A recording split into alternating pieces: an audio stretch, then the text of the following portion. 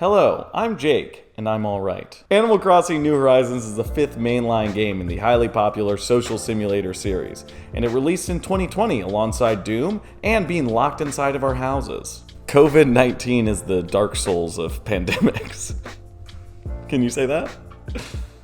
No. And clearly the game saw some benefits from its entire player base being locked inside, forced to play dress-up and trade turnips. All in all, the world wasn't prepared for the pandemic, but they were prepared to truly embrace the island boy lifestyle associated with Tom Nook's tyranny. Cause I'm an island boy, and I've been trying to make. Oh, I'm an island boy. What the fuck? An island boy. Okay, we're going. We're going.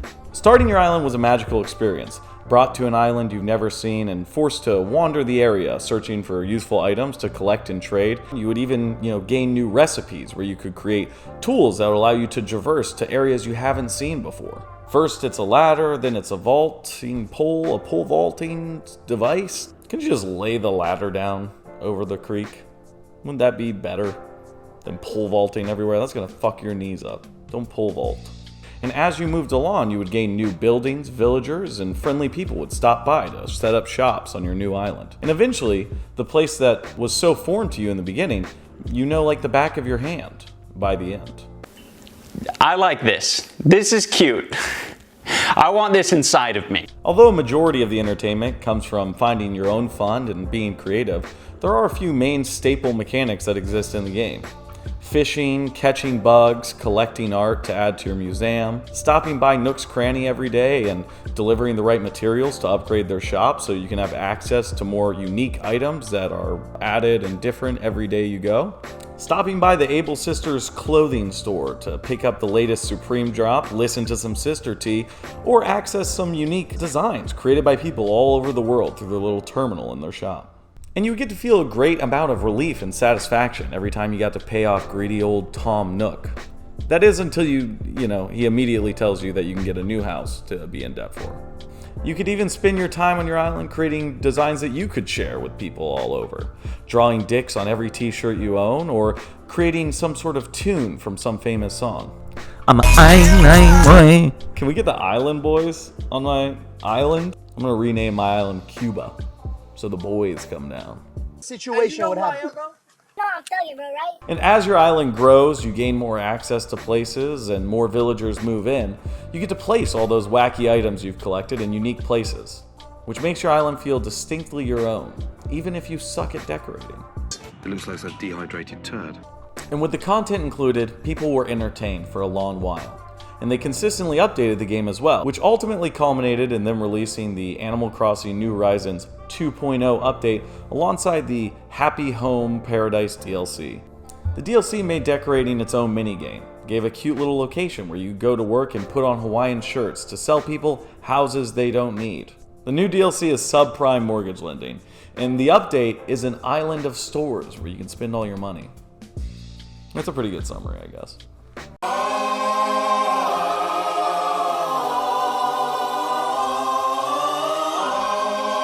In addition, a bunch of new items were added, like cars, new costumes, furniture items, hanging lights, and fence designs. Things that I guess don't really seem that important, but would add value to somebody who's been playing the game for a year and a half already. The DLC was well received, but very few changes were made to the core content. And although things like the storage for your house being increased and a few new designs for your houses, the fundamental gameplay loop remained largely the same.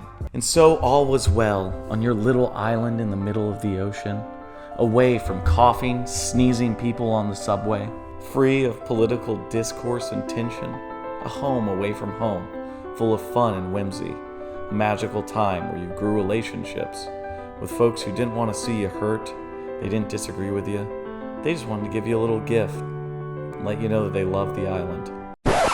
Or so we thought. I believe the game's positive initial reception was strongly enhanced by the community around it. Like I said earlier, it was a bunch of people who didn't really have anything else to do. But even with nothing else to do, and the cuteness of these little villagers, some of the mechanics became frustrating rather quickly. Like, you can't craft unless you're actively holding the items required, creating a nightmare of entering and exiting multiple menus to create items. Or how about when you have to leave your island, and you have to have a full conversation with some dickhead in an airport? It shouldn't be harder to get through an airport that doesn't have the TSA there.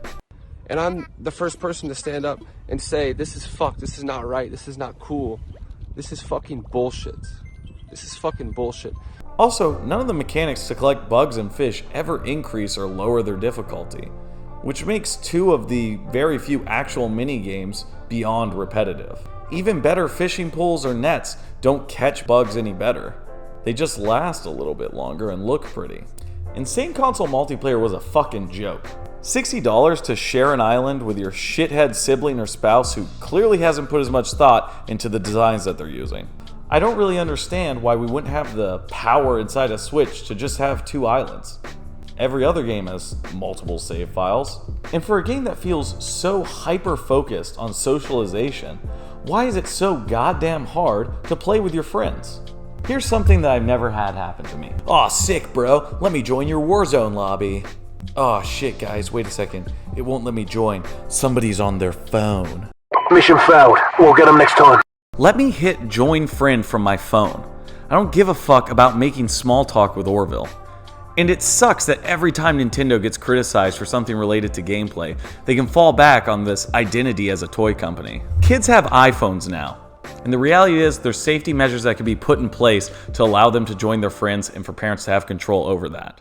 And the truth is, Nintendo, are your games for enthusiasts or are they for children? Because if your target is children, then the time to complete probably shouldn't fall within the ballpark of 60 hours for Animal Crossing. And if it is for enthusiasts, then there should be more advanced systems to keep players engaged over the 100+ hours it takes to get all the pretty things we want. And even after you have trudged through the hellscape of poorly designed mechanics to get to the point where you can use all the pretty things you've collected, you put them out on your island and the game doesn't run. It's laggy, it's buggy, when people come over they can't walk around, and it looks like ass.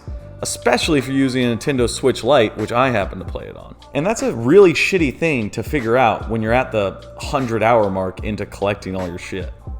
Animal Crossing was the perfect island getaway that society needed at the onset of stay-at-home orders and work and school closures.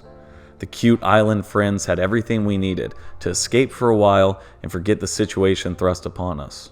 Unfortunately, they didn't have the tools they needed to keep us around in the long run. And ultimately, even our favorite islanders couldn't survive as long as the world needed them to.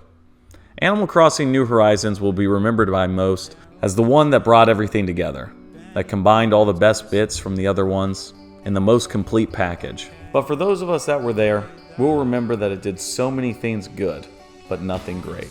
I'd never give up if it makes you happy. It can't be that bad. If it makes you happy, then why the hell are you so sad? I'm not the kind of girl you bring home if it makes you happy. It can't be that bad. If it makes you happy, then why the hell are you so sad? If it makes you happy, it can't be that bad.